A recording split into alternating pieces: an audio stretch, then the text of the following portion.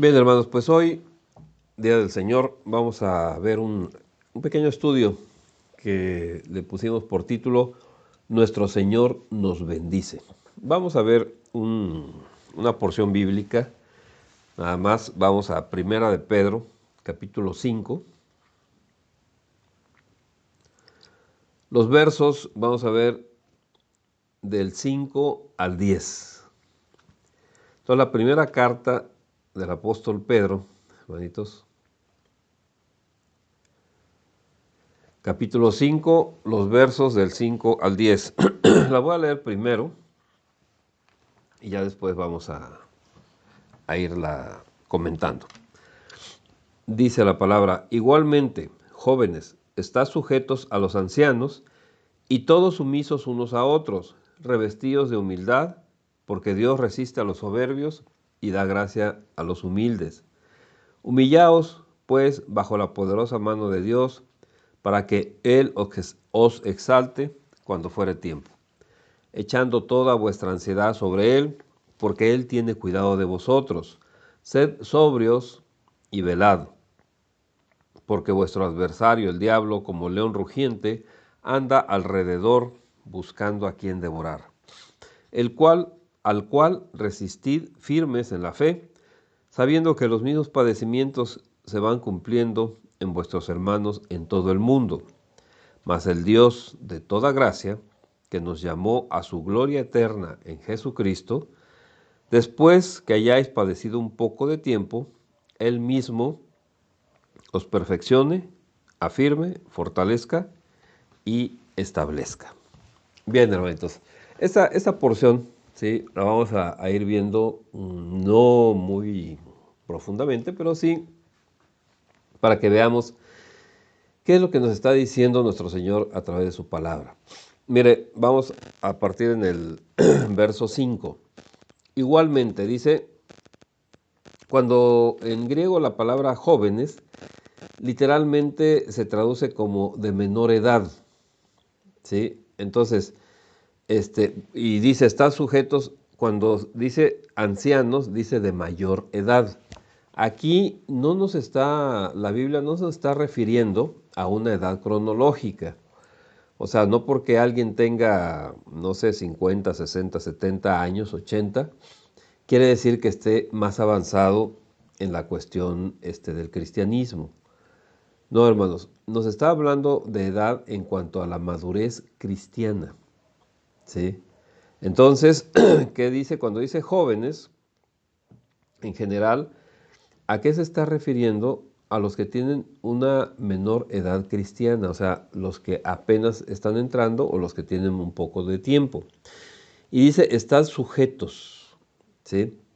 ¿A quiénes? A los que tienen una mayor ya madurez cristiana.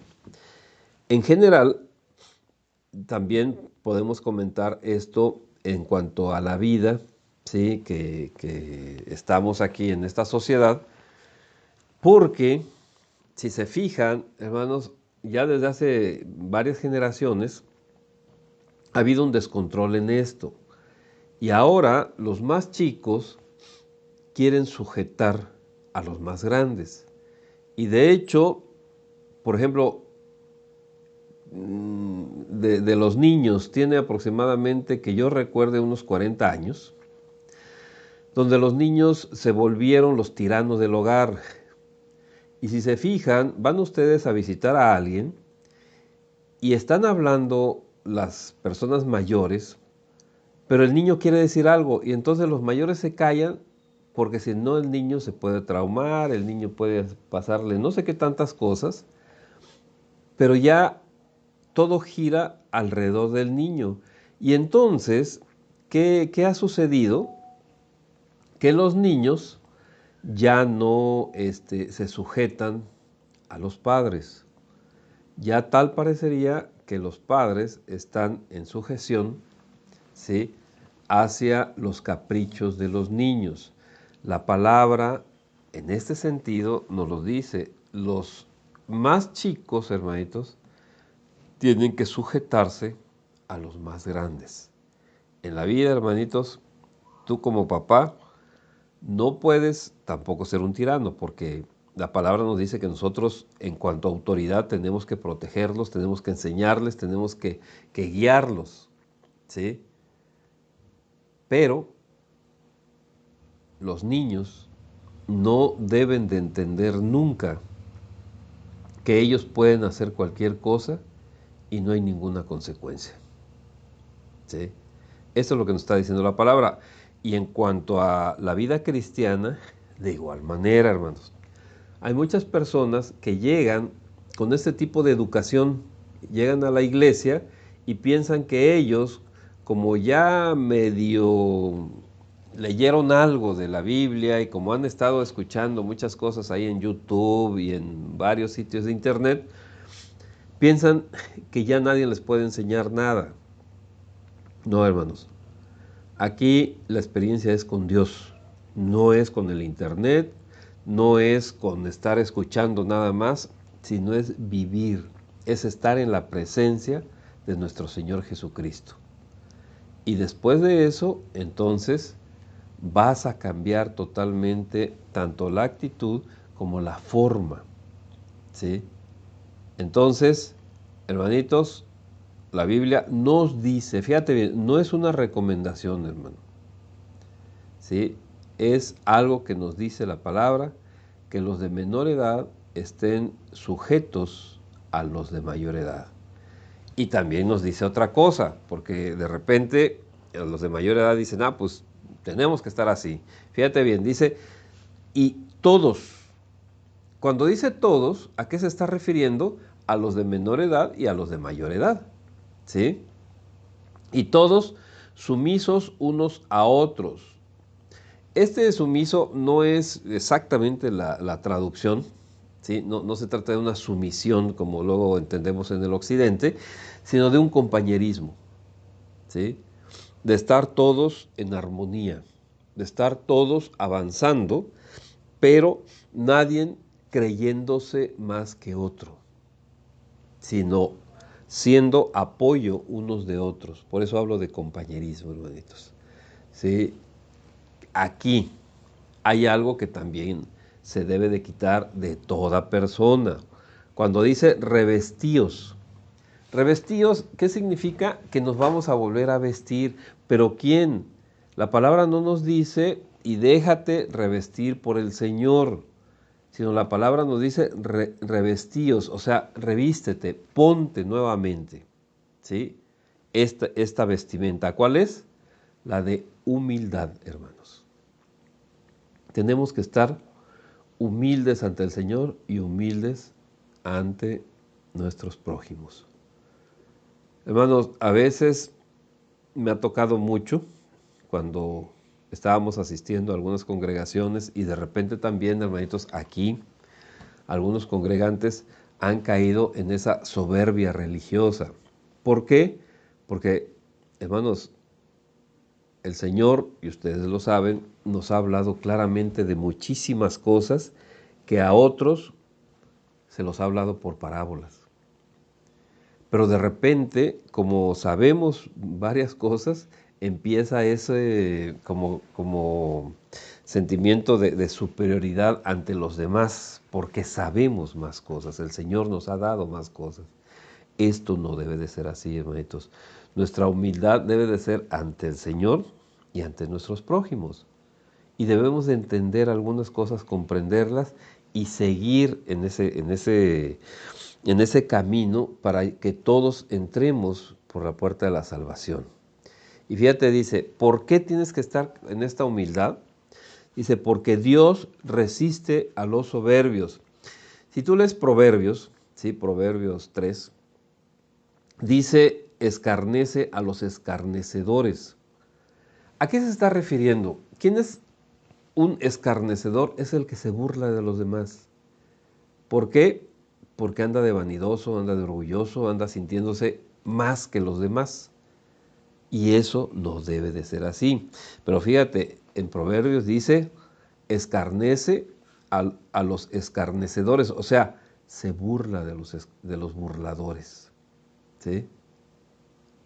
Hermano, de repente me ha tocado también muchas veces ver cómo gentes que se han tratado de burlar de lo que nosotros estamos hablando, de lo que nosotros predicamos, de lo que enseñamos, al rato caen en situaciones muy difíciles por lo mismo, ¿sí?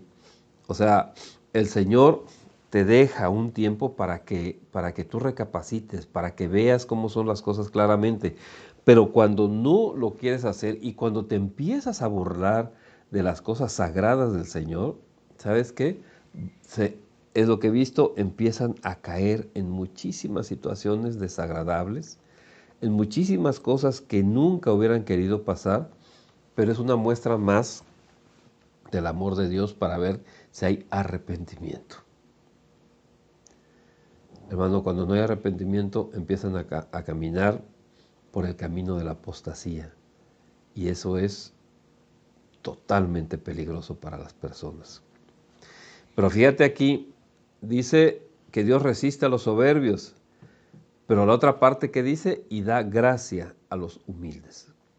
Hermanitos, hay que vivir bajo la gracia del Señor, porque ahí es donde estamos seguros, ahí es donde el Señor nos protege, es donde el Señor nos provee, es donde el Señor nos da absolutamente todo, hermanitos. Verso 6, y aquí clarito, humillaos pues bajo la poderosa mano de Dios. Ahí estamos, hermano. Nunca debemos de sacar pensamientos de nosotros para ponerlos, por ejemplo, en la palabra de Dios. Nunca jamás.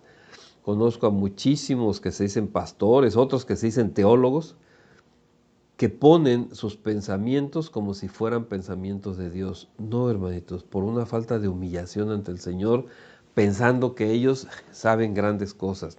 No, hay que humillarnos ante el Señor. Y mire, hay muchas cosas que los hombres pueden hacer, pero si tú te humillas ante el Señor, debes de saber que Él, como dice aquí, para que Él os exalte. ¿Cuándo? Cuando fuere el tiempo. Les comenté hace muchos años, el Señor me dijo, pídele perdón a tu jefe. Mi jefe laboral no era cristiano, hermanos. Yo pues no le había hecho así algo para que estuviera él molesto, sin embargo estaba molesto conmigo. Y le dije al Señor, Señor, tú sabes cómo es esta persona, se va a sentir más, pues más grande, más vanidosa, si yo voy y le pido perdón, o sea que el Señor me volvió a repetir y no me volvió a decir nada y le pedí perdón. Al primero que le pedí perdón fue a Dios, porque dije, ¿quién soy yo para estarle aconsejando? Hermanos, le pedí perdón a mi jefe, ¿sí? Y saben que pasaron algunas cosas más adelante que si no hubiera hecho yo esa situación, se hubiera complicado mucho, muchísimo mi vida.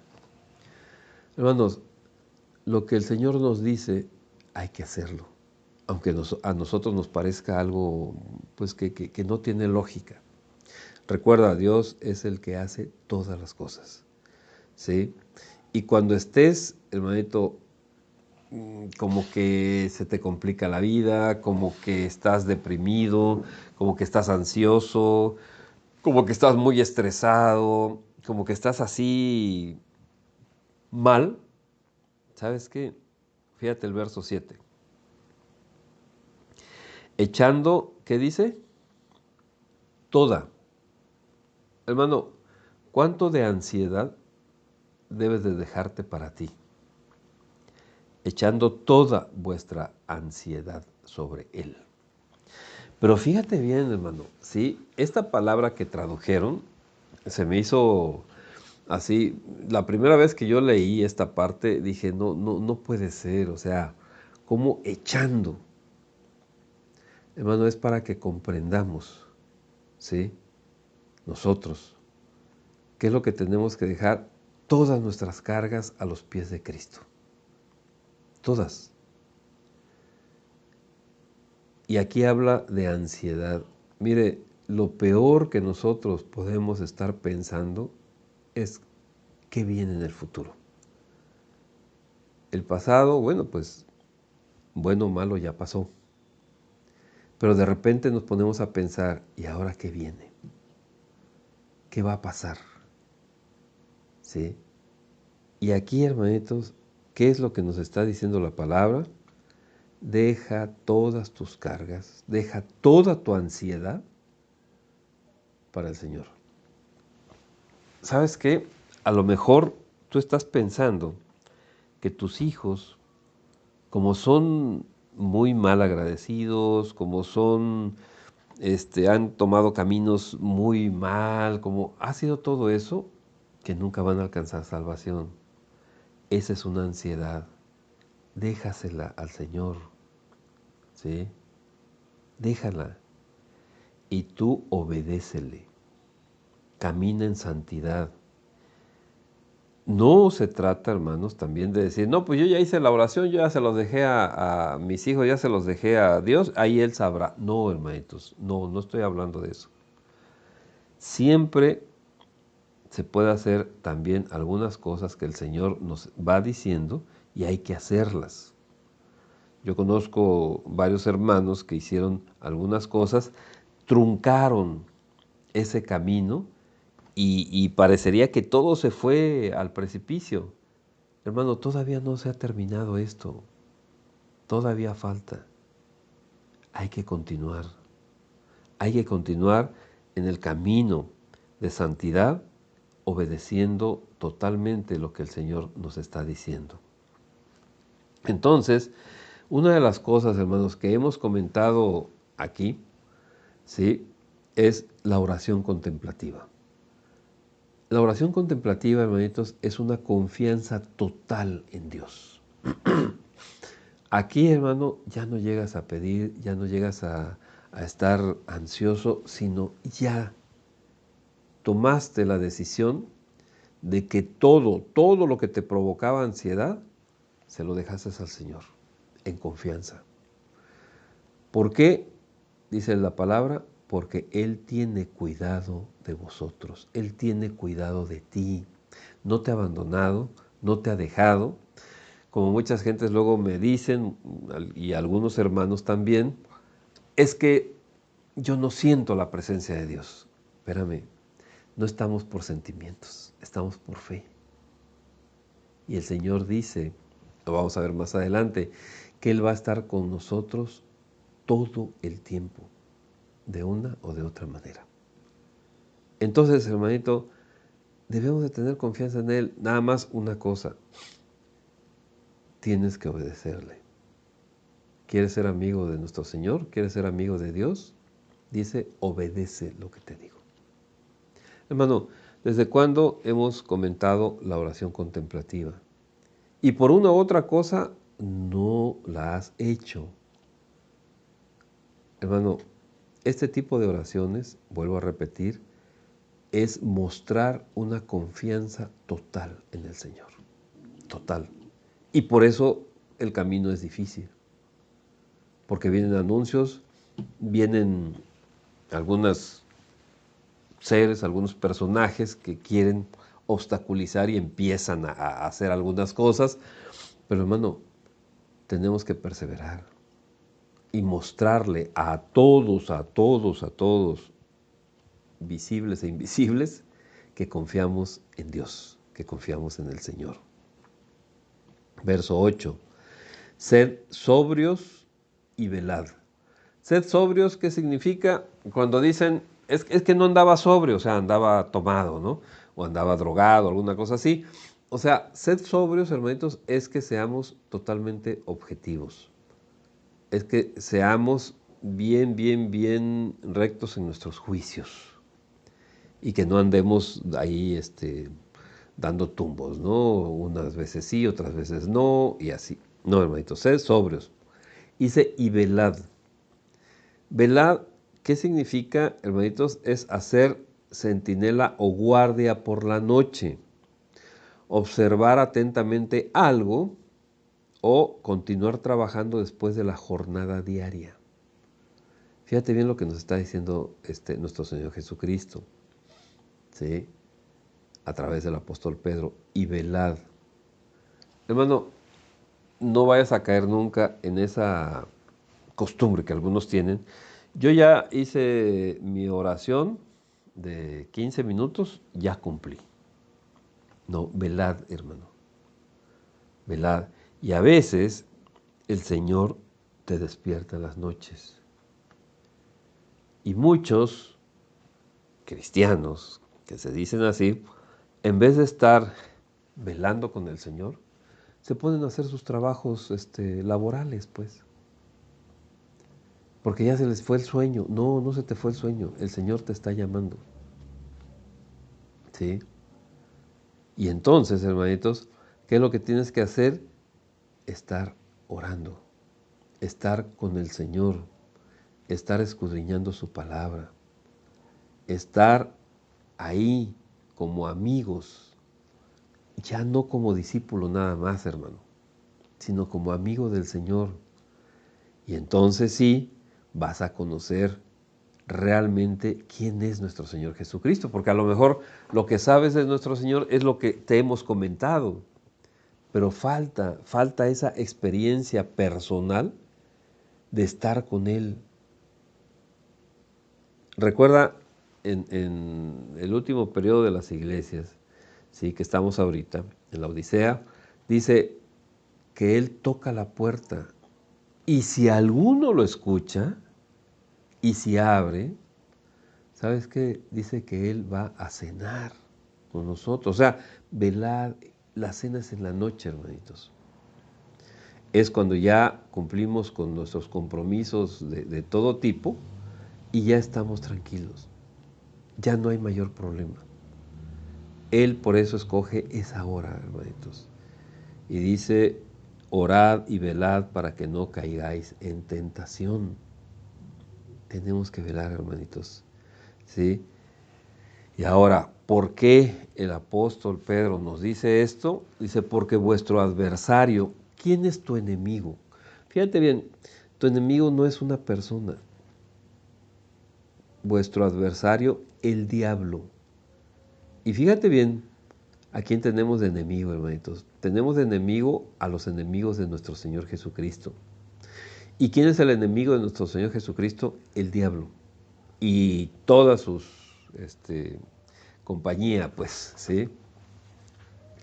Todos esos que te quieren desviar de la presencia de Dios, todos esos son la compañía del diablo. Y fíjate bien, dice, porque vuestro adversario el diablo, como león rugiente, anda alrededor buscando a quien devorar. Esto ya recuerde, lo comentamos hace algún tiempo, cómo los leones africanos hacen la tarea, pues, de cazar a su presa. Lo repito de manera muy rápida. El león africano, ¿qué es lo que hace? Se levanta y se pasea por la manada. ¿Sí? La manada a quien va a atacar. No le importa que lo huelan, no le importa que lo vean, eso no le importa. A él lo que le importa es ver cómo se mueve la manada. Y cuando detecta a alguien, ¿sí?, algún animalito que esté mal de una pata, que no pueda correr muy bien, que no pueda hacer las cosas, ya no le importa la manada, hermanos. ¿Qué es lo primero que hace? Empieza, se le llama a cortar, o sea, a aislarlo. Lo empieza a aislar, lo empieza a aislar, lo empieza a aislar, hasta que queda él solo.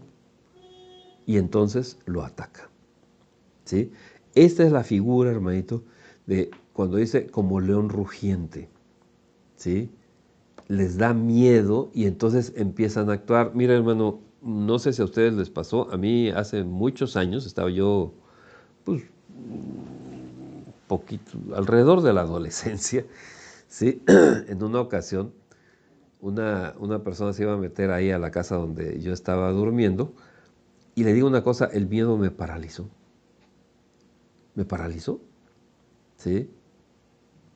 Fue la única ocasión en la que he sentido esa sensación. Hermano, por eso se habla el león rugiente. Cuando ruge así el león, yo me imagino, o sea, un león así nunca lo he escuchado con ese rugido de ataque, ¿no? yo me imagino que los demás se paralizan. Y entonces ve quién está mal. Hermano, cuando nosotros estamos como iglesia y de repente empezamos a hablar mal de los hermanos y de repente empezamos a decir groserías y tenemos acciones que no son santas, ¿sabe quién te está viendo? Aparte de Dios y todo, ¿sí? El diablo. Y entonces te identifica y entonces te empieza a aislar y de repente tú dices, no, pues ya en vez de ir a la iglesia mejor voy a hoy hay una feria. Ah, también necesito distraerme. Y el siguiente domingo, ay, pues es que hoy juega la selección mexicana, ¿no? De voleibol, de béisbol, de lo que sea. Pues mejor me quedo para que estemos más a gusto. Hermano, conocí a un pastor que a mí me parecía tremendo, ese pastor de la santidad que yo le veía, pero su familia lo empezó a convencer de que era mejor irse de día de campo los domingos, porque era el único día que sus hijas no trabajaban. ¿Y sabe qué lo convencieron?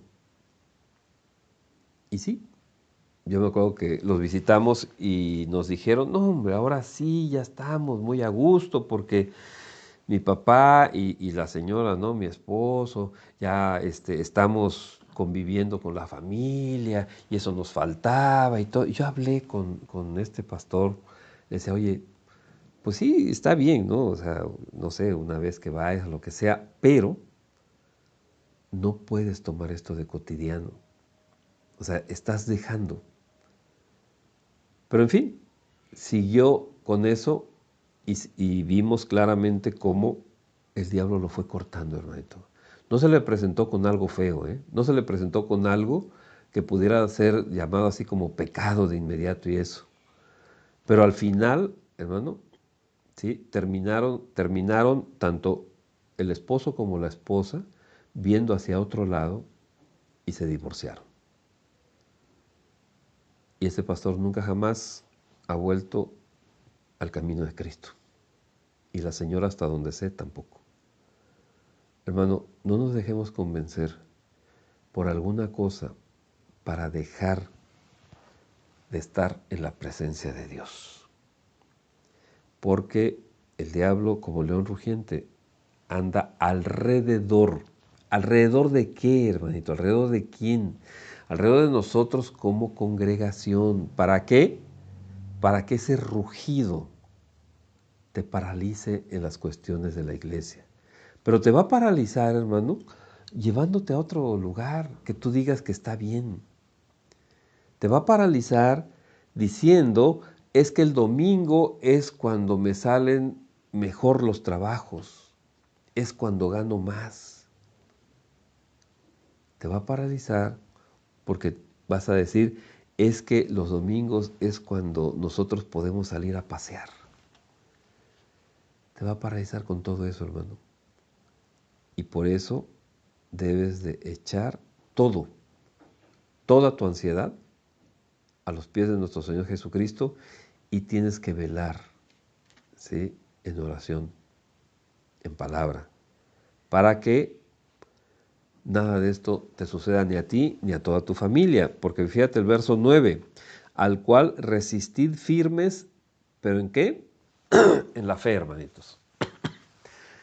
Si se acuerda la palabra de Santiago, ¿no? Cuando dice que nosotros, ¿qué es lo que tenemos que hacer para que el diablo huya de nosotros? Pues nada más someternos a Dios, ¿sí? Resistir al diablo y él huirá. Y aquí, ¿por qué nos dice esto? Fíjate bien, y este es el apóstol Pedro, al cual resistid firmes, pero no nada más hasta ahí si se termina, en la fe, o sea, en la obediencia confiada en nuestro Señor. Ahí, hermanitos, y si estamos ahí, olvídate de todo porque nuestro Señor está pendiente de nosotros. Y entonces Él hará, ¿sí? Dice, al cual resistid firmes en la fe, sabiendo, fíjate, que los mismos padecimientos se van cumpliendo en vuestros hermanos en todo el mundo. Recuerde que esta carta, hermanos, se escribe cuando empieza las congregaciones cristianas y es una época de mucha persecución, hermano, muchísima persecución. Ahorita nosotros aquí estamos muy tranquilos, muy en paz. No hay ningún problema prácticamente, ¿sí?, de que tengamos una enseñanza cristiana y de que estemos dentro del cristianismo. No hay ningún problema. En aquel entonces sí, hermanitos. En aquel entonces ser cristiano era estar fuera de la ley. Y por lo mismo te podían perseguir y podían hacer muchas cosas que hoy, gracias a Dios, para nosotros no lo es, ¿sí? Y fíjate el verso 10. Con esto vamos a ir viendo, a cerrar la enseñanza. Dice, mas el Dios de toda gracia. ¿Por qué? Porque nuestro Señor es el único Dios verdadero. De toda gracia. No hay gracia fuera de nuestro Dios, porque Él es el único Dios, ¿sí? Es el Dios de toda gracia, ¿sí? Bien, dice que nos llamó, hermanito, hermanita, tú has sido llamado, tú has sido llamada, ¿sí? ¿A qué te llamó? Para que estés en su gloria eterna, eternamente con Él. Pero, ¿cómo te llamó? En Jesucristo. Aquí, hermanos. Y de repente, yo no quiero que vayamos a caer en doctrinas extrañas, ¿sí? Fíjate bien, ¿qué nos está diciendo? Que el Dios de toda gracia, o sea, nuestro Señor, ¿sí?, nos llamó a su gloria eterna en Jesucristo. ¿Por qué dicen en Jesucristo, hermanitos? ¿Y por qué no dicen nada más que nos llamó a su gloria eterna? Porque nuestro Señor Jesucristo es el que encarnó y padeció todo el sufrimiento que nos correspondía a nosotros. Una cosa, hermanitos, aquí no es el motivo, pero sí lo quiero aclarar.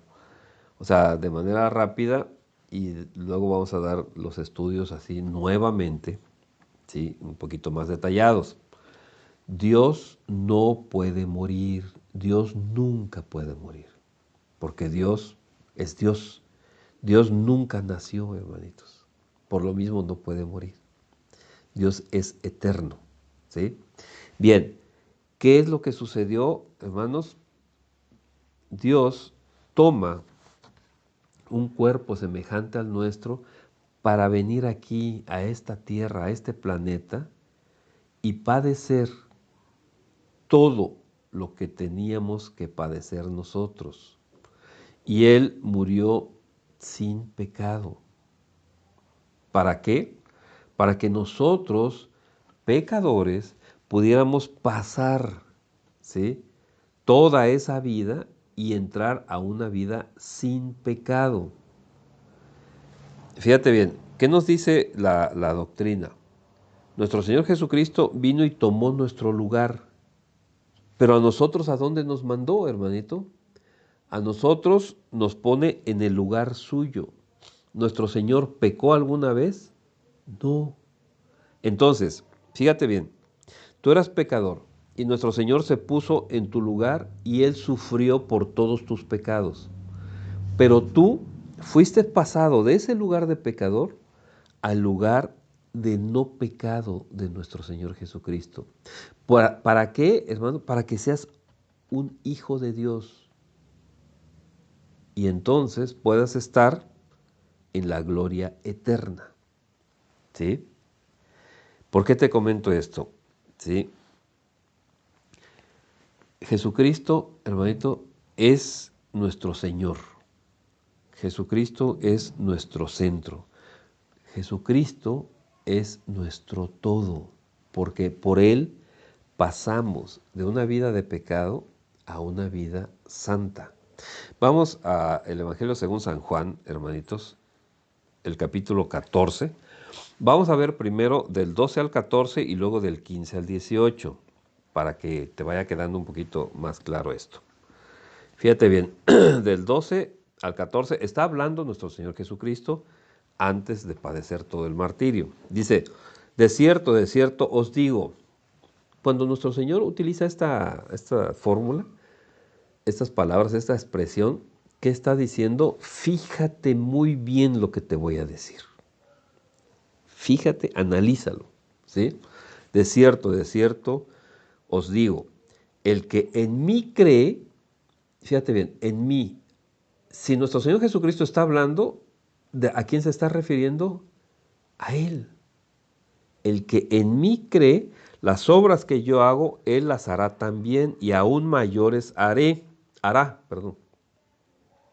Fíjate bien, y esto ha sucedido, hermanitos, ¿sí? Todas esas obras de redención, en el nombre de nuestro Señor Jesucristo, se hacen muchos más. Y dice, mayores hará porque yo voy al Padre. ¿Quién? Jesucristo hombre. Verso 13. Y todo lo que pidieres al Padre en mi nombre, ¿qué dice? Fíjate bien, no dice lo hará, dice lo haré, para que el Padre sea glorificado en el Hijo. Y aquí dicen, pues sí, ¿no? O sea, son dos y todo, pero fíjate bien, si algo pidieres en mi nombre, yo lo haré. Entonces nuestro Señor Jesucristo, ¿quién es? Fíjate bien, nuestro Señor Jesucristo es el Padre. Porque dice, yo lo haré. O sea, hace la distinción entre el Padre y el Hijo. ¿Por qué? Porque nuestro Señor Jesucristo murió en la cruz. Dios no puede morir. Pero nuestro Señor Jesucristo toma, esto es algo difícil de entender, hermanos. Por eso le digo que esto es para otro estudio. Pero nuestro Señor Jesucristo toma, ¿sí?, un cuerpo semejante al nuestro para poder pasar por lo que nosotros teníamos que pasar. Y entonces nos cambia a nosotros al lugar donde Él estaba, como Jesucristo hombre, o sea, sin pecado. ¿Sí? Pero si analizas esto, de cierto os digo, el que en mí cree, las obras que yo hago, Él las hará también, y aún mayores hará, porque yo voy al Padre. Y todo lo que pidieras al Padre en mi nombre, lo haré para que el Padre sea glorificado en el Hijo. Si algo pidieras en mi nombre, yo lo haré. ¿Sí? Y ahora vamos del verso 15 al 18. Fíjate bien lo que nos está diciendo nuestro Señor. Si me amáis, guardad mis mandamientos. Fíjate bien. El estar en sujeción a Él, eso es lo que nos hace que nuestro entendimiento pueda entender todo esto. ¿Sí? Y fíjate bien, y yo rogaré al Padre, y os dará otro consolador para que esté con vosotros. ¿Cuándo, hermanitos? Para siempre. Para siempre. ¿Quién es ese consolador? ¿Quién es el que nos va a traer ese consuelo? El Espíritu de Dios, el Espíritu Santo. ¿Sí? Y fíjate bien, el Espíritu de verdad, que es el Espíritu Santo, el Espíritu de verdad al cual el mundo no puede recibir. Fíjate bien, ¿por qué no lo puede recibir, hermanitos? Porque no han sido trasladados del lugar de pecado al lugar de santidad. El Espíritu Santo no puede vivir donde está el pecado, hermanos. Entonces, las personas del mundo no lo pueden recibir. Nosotros sí, porque ya fuimos trasladados. Y fíjate bien, por eso es importante, ¿sí?, cuando nosotros, después del bautismo por inmersión, le pedimos a nuestro Señor Jesucristo que haga el bautizo del Espíritu de Dios, de su Espíritu Santo. ¿Sí? ¿Por qué? Porque ya renunciamos a nuestra vida pasada y ahora estamos viviendo todo bajo la guía del Hijo de Dios, de nuestro Señor Jesucristo. Y fíjate, vamos a seguir viendo a partir del verso 17. El Espíritu de verdad al cual el mundo no puede recibir porque no le ve ni le conoce, pero vosotros le conocéis porque mora con vosotros y estará en vosotros. Fíjate bien, son dos momentos diferentes. Uno, mora con nosotros. Ahí, hermanito, es cuando todavía nos convenció de pecado, cuando nos da toda la ley para que sepamos cuán mal estábamos y qué es lo que necesitamos cambiar. Ese es con nosotros. Pero después del bautismo, hermanito, del Espíritu de Dios, cuando nosotros ya, el Señor nos traslada de las tinieblas, es decir, del pecado, a su luz admirable, al camino de santidad, ahí ya estará en vosotros. ¿Sí?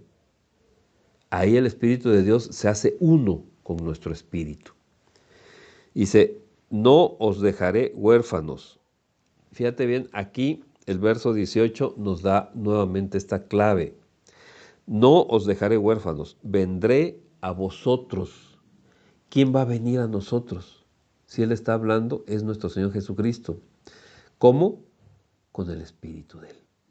Él es Espíritu.